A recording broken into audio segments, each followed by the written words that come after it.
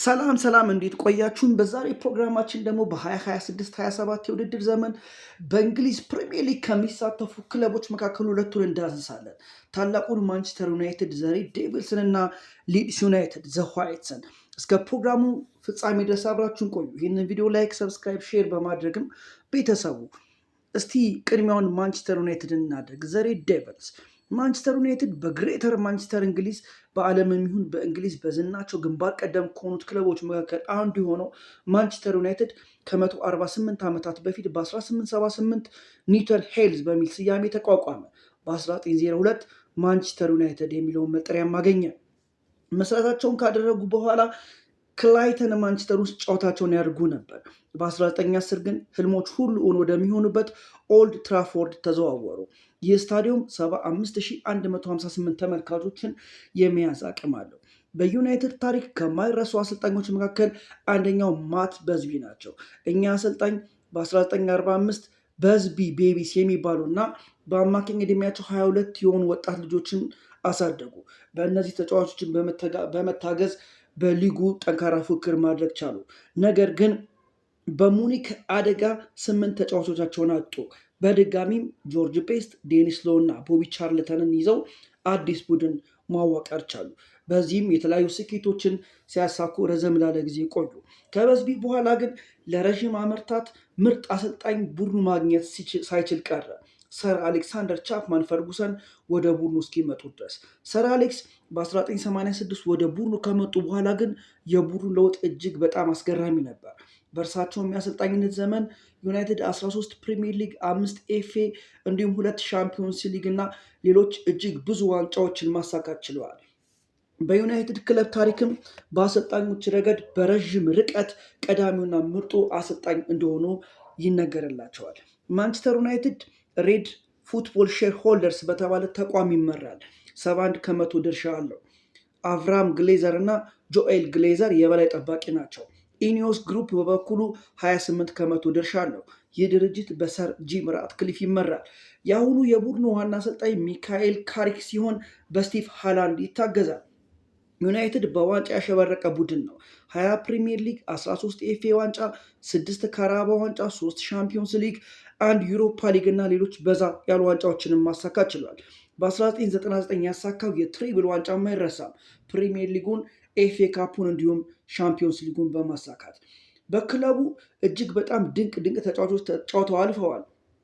ከበፊቶቹ ቦቢ ቻርልተን፣ ዴኒስ ሎ፣ ጆርጅ ቤስት፣ ከፌርጌ ቤቢስ፣ ቤካም፣ ጊግስ፣ ኒኪበት፣ የኔቭል ወንድማማቾች፣ ነውጠኞቹ ሮይኪን፣ ካንቶና፣ ሮኒ፣ የመሃል ሜዳው ጥበበኛ ፖል ስኮልስ፣ ተከላካዮቹ ቪዲች እና ፈርዲናንድ ከብዙ በጥቂቱ የሚጠቀሱ ናቸው። በባለፈው የውድድር ዘመን ካሪክ የቡድኑ አሰልጣኝ አድርገው ከሾሙ በኋላ በቡድኑ ውስጥ ከፍተኛ የሆነ መሻሻል ተስተውሏል። ከዓመታት ቆይታ በኋላም ወደ አውሮፓ ታላቁ የውድድር መድረክ ሻምፒዮንስ ሊግ መመለስ ችለዋል። የባለፈውን ዓመት መሻሻል በማየት በደጋፊዎቹ ዘንድ በዚህኛው የውድድር ዘመን የተለየ ነገር እንጠበቃለን ሲሉ እየተደመጡ ይገኛሉ። ታዲያ የጠበቁትን ያህል ቡድኑ ለደጋፊዎቹ ይሰጥ ይሆን? በዓመቱ መጨረሻ ውጤቱን ነው የምናየው። ይህንን ቪዲዮ ላይክ፣ ሰብስክራይብ እንዲሁም ሼር በማድረግ ቤተሰብ ሁኑ። ሁለተኛው ቡድን ደግሞ ሊድስ ዩናይትድ ነው። ዘ ዋይትስ በእንግሊዝ ምዕራብ ዮርክሻየር ሊድስ ከተማ ውስጥ ከ106 ዓመታት በፊት በ1919 ላይ ተመሰረተ። በሊድስ ዩናይትድ ታሪክ ውስጥ የማይረሱ አሰልጣኞች አሉ። ሃዋርድ ዊልኪንሰን እና ጆርጅ ግርሃም ደግሞ የበለጠ የሚታወሱ ናቸው። በዋናነት ደግሞ ዴቪድ ኦላሬ። በእኛ አሰልጣኝ ዘመን ሊድስ በተደጋጋሚ በፕሪሚየር ሊጉ ከ5 ምርጥ ቡድኖች መካከል አንዱ ሆኖ ይጨርስ ነበረ። በዚህም ለሻምፒዮንስ ሊግ የሚሆን ለሌሎች የአውሮፓ ውድድሮች ሲሳተፍ ቆይቷል። ሊድስ በሜዳው የሚያደርጋቸው ልዩ ጨዋታዎች 37633 ተመልካቾችን በሚይዘው ኤላን ሮድ ያደርጋል። ሊድስ ይህንን ስታዲየም ከምስረታው ጀምሮ የተጠቀመበት ይገኛል። በእንግሊዝ ከሚገኙ ስታዲየሞች 14ተኛ ትልቁ ስታዲየም ነው። በአሁኑ ወቅት ሊድስ በዳንኤል ፋርክ እየሰለጠነ ይገኛል። ኤዲ ሪመር ደግሞ ረዳቱ ነው። በቡድኑ እንደ ጄምስ ትራፎርድ፣ ኤታን አምፓዱ፣ ካልቨርት ሉዊን፣ ሉካስ ኔሜቻ፣ ኖሆ ካፎርን የመሳሰሉ ተጫዋቾች ይገኛሉ። ሊድስ በአሜሪካዊው ቢሊየነር ዳባርቴ ዮርክ ባለቤትነት ይተዳደራል። ከሊድስ በተጨማሪ እኚህ ባለሀብት የሬንጀርስ የእግር ኳስ ክለብን ባለቤት ናቸው። ሊድስ ከማንቸስተር ጋር የሚያደርገው ጨዋታ የደርቢ ስሜት አለው።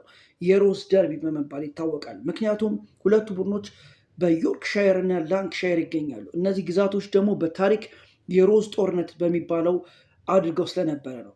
ከዚህም በዘለለ በ1960ዎቹ፣ 70ዎቹ፣ 90ዎቹ እንዲሁም በ2000 የመጀመሪያዎቹ ዓመታት ላይ በሊግ የሚሆን በሌሎች ውድድሮች ላይ ፉክክራቸው ከፍ ያለ ነበረ።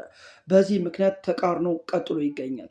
በዚህ ላይ ደግሞ ታላቁ አሰልጣኝ ሰር አሌክሳንደር ቻፕማን ፈርጉሰን በአንድ ወቅት ኤላን ሮድ ጠላትነት የሚታይበት ስቴዲየም ነው ብሎ በመግለጻቸው ፉክክሩን ይበልጥ አግኖታል። ከቼልሲ ጋር የሚያደርጉት ጨዋታም ተጠባቂ ነው። በ1970 የኤፍኤ ዋንጫ ፍጻሜ ላይ የነበረውና ከፍተኛ ግጭት ያስከተለው ጨዋታ ለዚህ እንደ መነሻነት ይቆጠራል። በእንግሊዝ ከሚደረጉ ውድድሮች መካከል ፕሪሚየር ሊጉን 3 ጊዜ ማሸነፍ ችለዋል። ለመጨረሻ ጊዜ ያሸነፉት ግን በ1991-92 የውድድር ዘመን ላይ ነበር። ኤፍኤ ዋንጫን 1፣ ካራባ ዋንጫን 1 እንዲሁም ኮሚኒቲ ሺልድን 2 ጊዜ ማሸነፍ ችሏል። ብዙ ጊዜ ታዲያ ላለመውረድ እየታገለ ነገር ግን በመጨረሻ የተረፈ የሚገኘው ሊድስ ዩናይትድ ዘንድሮ በፕሪሚየር ሊጉ ምን ያጋጥመው ይሆን? ዳንኤል ፋርከስ ቡድኑን የት ደረጃ ያደርሱት ይሆን የሚለው በዓመቱ መጨረሻ የሚታይ ነው የሚሆነው። ሊድስ ዩናይትድ ዘ ዋይትስ